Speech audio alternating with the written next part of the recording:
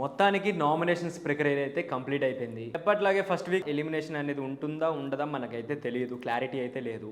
మనం గత చాలా సీజన్లో 7 సీజన్ల వరకు చూసుకుంటే ఫస్ట్ వీక్ నామినేట్ అయ్యి బయటికి వెళ్ళిన వ్యక్తి చాలా తక్కువ మంది ఉన్నారు, ఎలిమినేట్ అయ్యి వెళ్ళిన వ్యక్తి.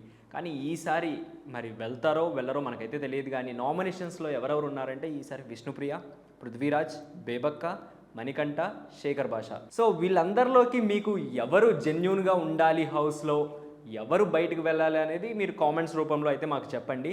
అండ్ ఈసారి మనం చూసుకుంటే నాగమణికంఠ ఎంత ఎమోషనల్ గేమ్ ఆడుతున్నాడంటే మనందరూ అంటే సోషల్ మీడియా అటెన్షన్ మొత్తం ఓవరాల్గా మణికంఠ మీదకే వెళ్ళింది.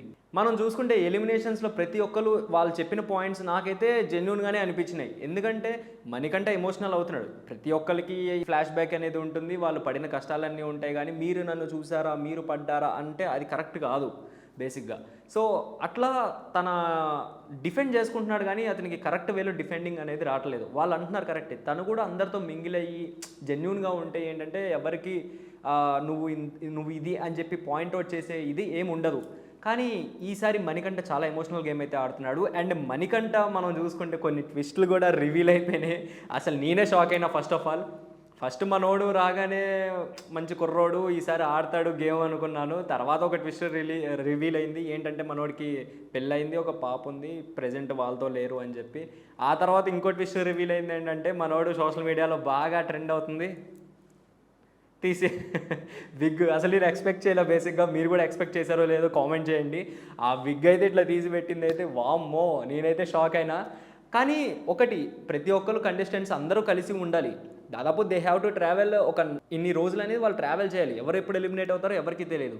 సో ట్రావెల్ చేస్తున్నంతసేపు అందరూ కలిసి ఉండి మంచిగా గేమ్స్ ఆడుకుంటూ వాళ్ళకి కాంపిటీషన్స్ ఉంటే ఇట్ విల్ బి గుడ్. అంతేగాని ఎమోషనల్ డ్రామా ఎంతవరకు కరెక్ట్ అనేది నాకైతే తెలియదు. సో ఆ విషయంలో నిఖిల్ అండ్ యష్మి గౌతమ్ వీళ్ళంతా కూడా చాలా బాగా తనకి సపోర్ట్ చేయడానికి వచ్చారనమాట. ఎందుకు లైక్ ఇట్లా కాదు, ఇట్లా ఉండు అంటే తన ఆ దుఃఖాన్ని కంట్రోల్ చేసుకోలేక ఏడ్ చేస్తున్నాడు. మణికంఠ మరి ఎలాంటి గేమ్ ఆడుతున్నాడు అనేది ఎవరికి తెలియదు. ఎందుకంటే గత సీజన్లో ఆడినట్టుగా పల్లవి ప్రశాంత్ లాగా ఎమోషనల్ డ్యామేజ్ ఏమన్నా ఆడుతున్నాడా, లేదా సీజన్ 2లో కౌశల్ ఆడినట్టు మైండ్ గేమ్ ఆడుతున్నాడా సైలెంట్గా ఉంటూ, మరి ఆ విషయం అయితే మనకి తెలవాల్సి ఉంది.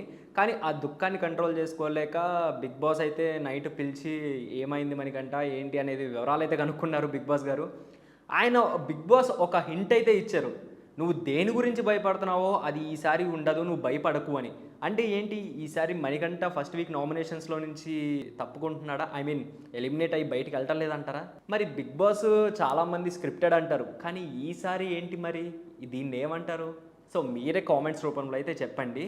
హే ఆల్, నేను మీ సుమంత్ని. Please subscribe to India Glitz Telugu. Hi, this is Ravinder. Please subscribe India Glitz Telugu.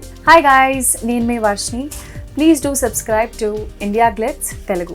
Hi, this is Nirupam. Please subscribe to India Glitz Telugu. Hi viewers, nenu mi Shashank. Please subscribe to India Glitz Telugu. Hello guys, nenu mi Annie. Please do subscribe to India Glitz Telugu.